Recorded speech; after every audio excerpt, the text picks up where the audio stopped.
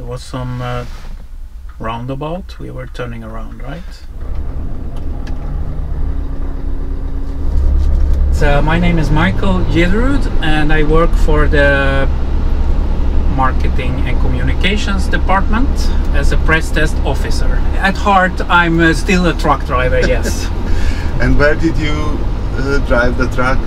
Actually inside of Sweden, mostly in the south of Sweden, but also some distribution work inside of Stockholm. Not outside, but yes, long haulage inside of Sweden, yes. Every year we have a number of press test vehicles, and this time we have the V8 590, of course. So we go to all of Europe to meet the journalists, yes, that is correct. Where did you come from now, right now? From now, actually from Croatia. And Slovenia. And how is the tour schedule?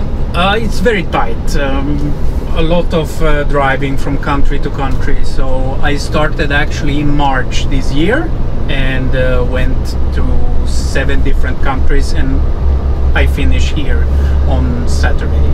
My favorite one is actually the gas engine, the 410 LNG.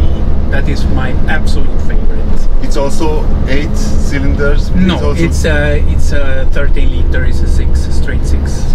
I like the alternative fuel. So electrification is also a very good part that Scania is working on. I like the environment and that we are working towards this, yes. In Sweden, you live close to Greta Thunberg? No. It sounds like... Yeah.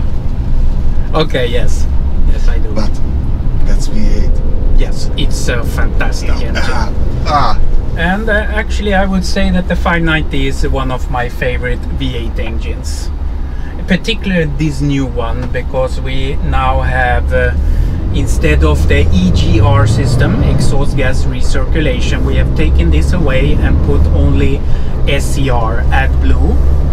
So the weight goes down a little bit. Also the maintenance for the EGR is no more. So, and the sound now with this is absolutely amazing. Wow. Yes.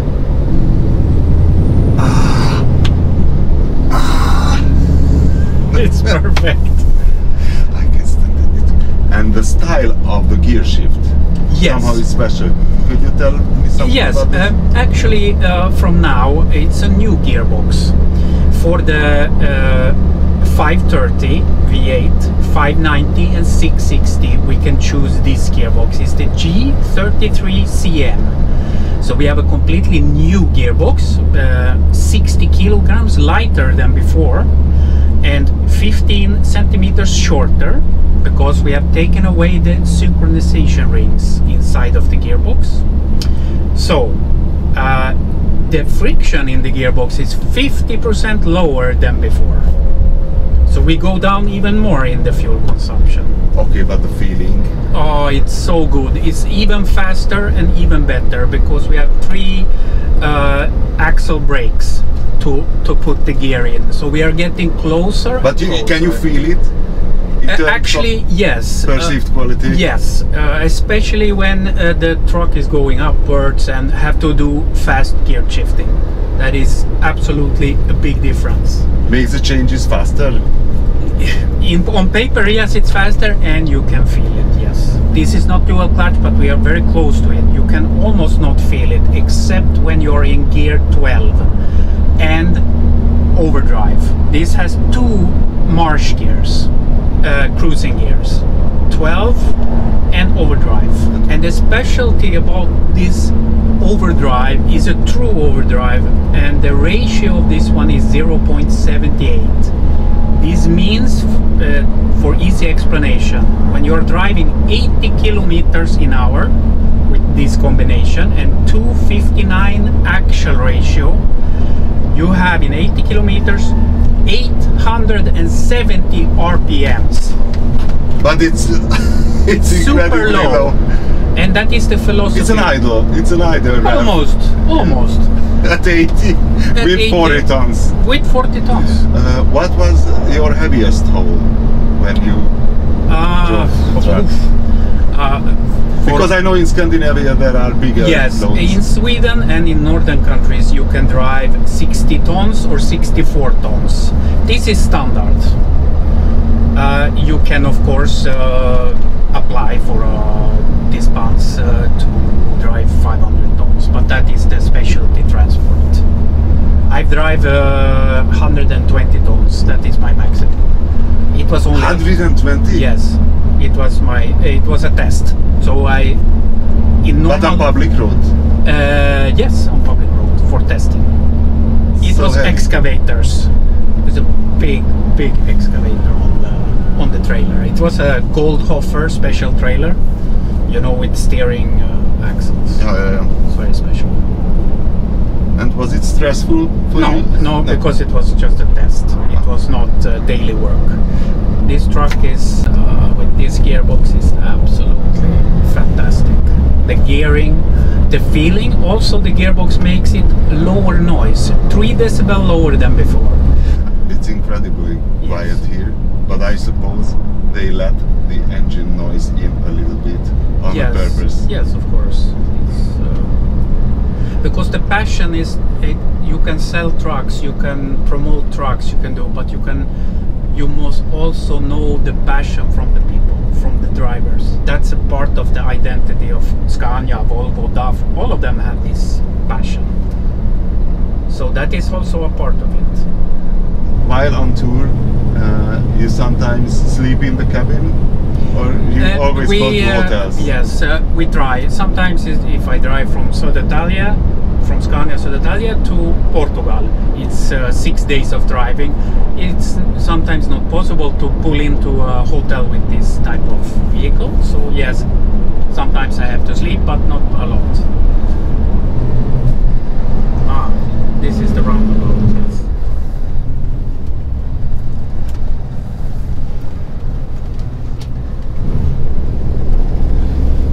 But I think it's also important for the driver to have a very good. Accelerate harder. Yes. But yeah, I know that it's going down here, so I'm saving fuel by not doing anything. Here we will pick up speed. You can be a hypermiler with such a V8. It's possible. Now, maybe they get angry with me in the back, yes. But for the company, we will save a lot of fuel in the end. 62 now, from 52 to 62. You see now?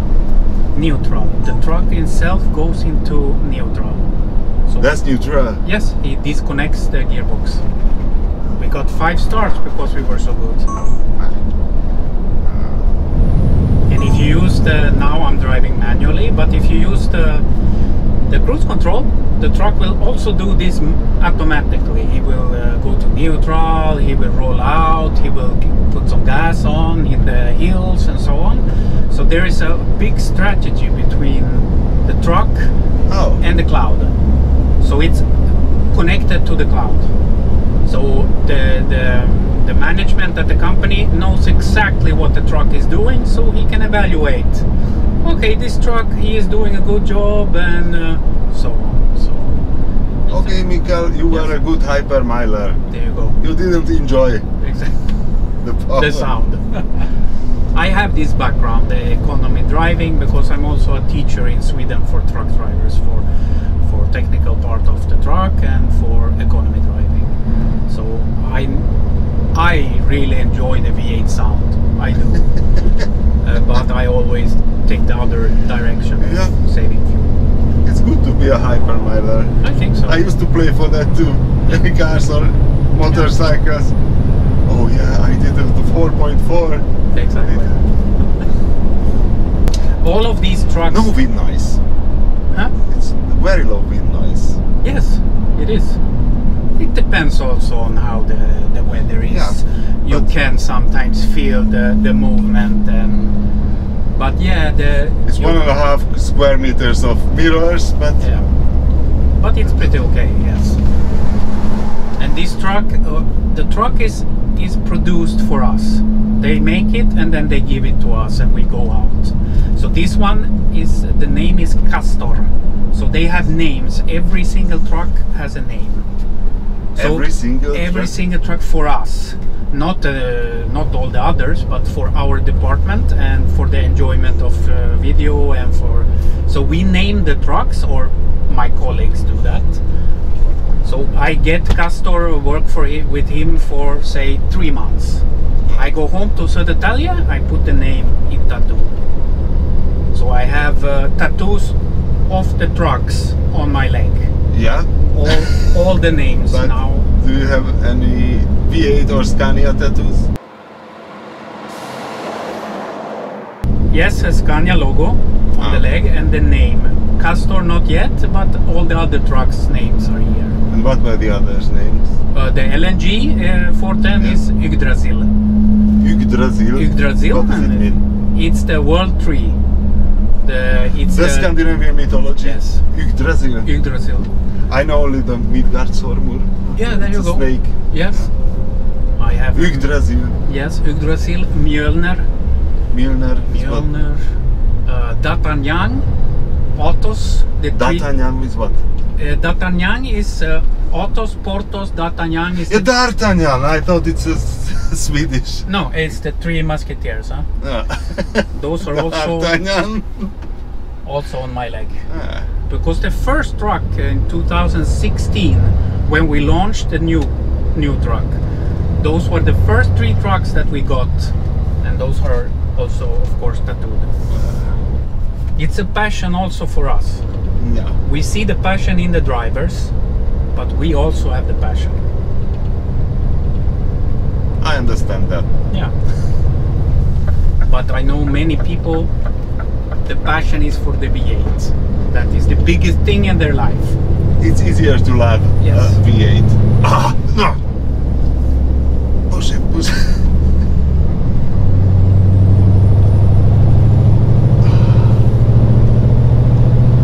An inline 6 cannot do that. No. Not even close. Not even close. And actually some companies, maybe smaller companies, they buy the 770, they only want it because it's a V8. And the salesman say, you know, the cost will increase because it takes a lot of... I don't care. They say they don't care. They want the biggest V8. The maintenance is more expensive? Or well, depends on how you're driving, but of course. Of course. So, that is a big discussion when you talk to the owner of the company, because if you have a fleet of them. Yes. Are you driving a lot in the mountains? Then okay, we need a V8 because it breathes better on higher altitudes. I'm not sure I would buy such thing for my employees, but for myself, there you go. There you go. The old 520 V8 from Germany. Hungarian road quality, yeah? From Germany to Copenhagen, it was 1,059 kilometers. Yeah. With the 530 V8, 40 tons, 21.00. Yes. And what was the speed? The cruising speed? 79. Why 79? Because I'm always driving 82. Always. But 82? 82, yes. That is the sweet spot for the resistance of wind. All the truck drivers drive 89, by yes. 90. Yes. It's not 82? 82. If you drive 90 and you compare 80 to 90, you lose 8.5 minutes per 100 kilometers. Yeah. 8.5 minutes, but you lower the fuel consumption with 10%. 10%? Up to 10%. And also the idling time, I take this all the time with the drivers. I ask them, how many trucks do you have? Oh, we have 150. Okay, let's calculate. How many hours a day do you have the truck running, you know, when you are standing still, taking a coffee, going in for a stamp or whatever? Okay, it's 30 minutes in the morning, it's half an hour during the day, and okay, 50 minutes, so 1 hour, maybe 2 hours a day. And then we start to calculate 1 or 2 hours per day for 1 year on 150 trucks. Sometimes we calculate 150,000 euros in idling only. And that's a completely new truck in the end of the year. You can buy a new truck on that, yeah.